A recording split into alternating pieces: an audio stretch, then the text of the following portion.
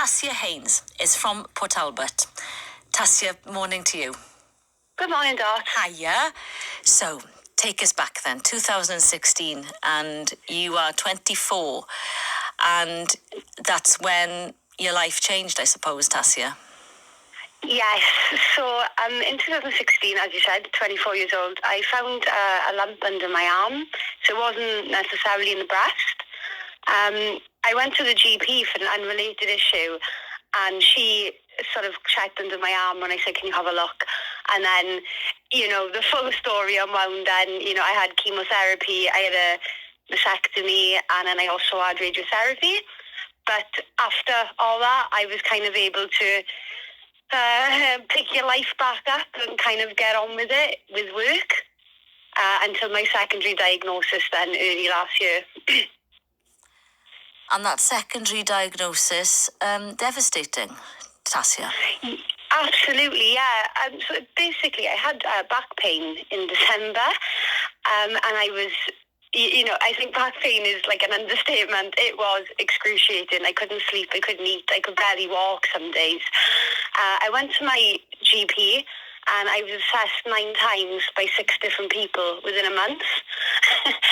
And it was never picked up. The red flag symptoms were not picked up. So much so that my partner at the time, he even said to one of the doctors, how can we be sure this isn't the breast cancer has returned? And the doctor was very sure, saying, I really don't think it's that.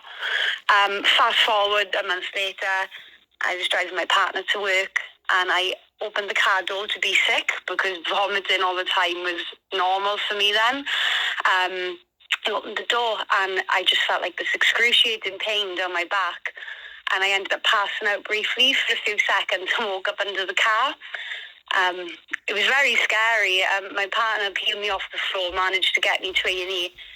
14 hours later, after a CAT scan, they then broke the news to me that I had incurable metastatic breast cancer, which a terminal diagnosis of 28 at the time. I'm 29 now, but 28 was really bloody hard to wrap my head around, I should be planning my wedding and my 30th birthday, not my funeral. It's been hard. But the thing that got me is how uncommon people think this is. I mean, it's the biggest killer of women under 50 in the UK. And if you have breast cancer, 1 in 3 people go on to develop metastatic breast cancer afterwards. And that's not a stat a lot of people like to hear. But it's something I wish I had known. Because if I'd known that, I definitely would have pushed a lot harder. There's some great resources out there. I know ABCD, after breast cancer diagnosis, have some great infographics on all the red flag symptoms. And when I looked at that afterwards, it was so spot on. I was actually really surprised that the doctors didn't know that. So for me, I'm kind of just getting on with my life, but it's been very bittersweet because I feel like there's a lot of things along the road that could have been prevented. How do you get on with your life? You take every day as it comes. So in the world of terminal breast cancer, every 3 weeks for me, at the minute, sometimes it's every 4, you have your tumour markers checked. So it's like how they measure your tumour activity in your blood. And then you also have scans every 3 months. So you have to live every day because in 3 weeks, your markers might go up. And then on your next scan, you might be told that it's spread. And then you have to start preparing for the beginning of the end. It's really hard. I've had a great summer on my oral chemotherapy cape, but it's starting to not work anymore.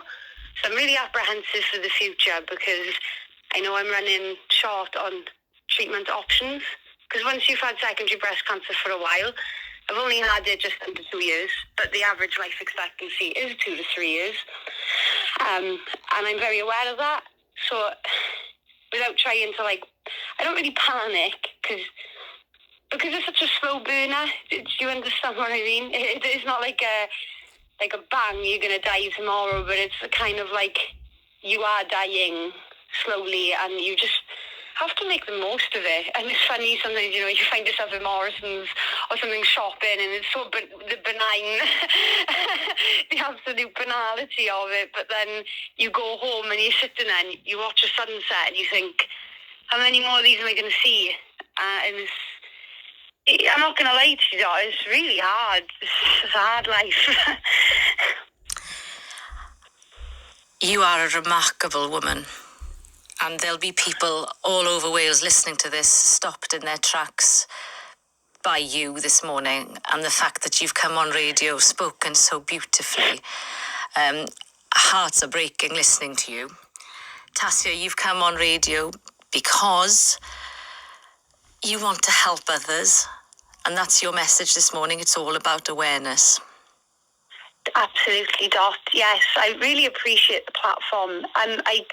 I'm with a group called MetUpUK, and we campaign absolutely tirelessly. And one of the biggest issues in Wales we're facing right now is that we don't have. Wales is the only first world nation without a cancer strategy.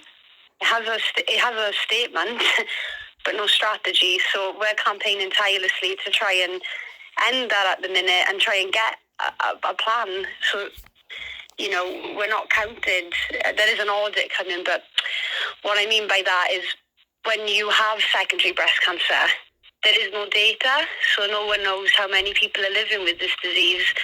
And that's when assumptions can be drawn like, oh, it's rare and uncommon, and Sarah Hardin's death is uncommon. And, you know, when, like I said earlier, when it's the biggest killer of women under 50 in the UK, it's not uncommon. You know, it's worryingly common. And I'm not saying that to frighten people.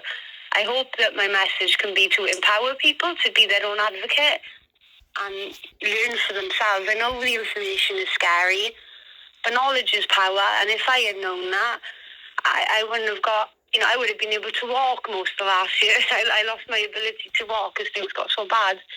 So yes, I honestly thank you, Dot, for the space to talk about this. It hasn't been easy, to be honest with you.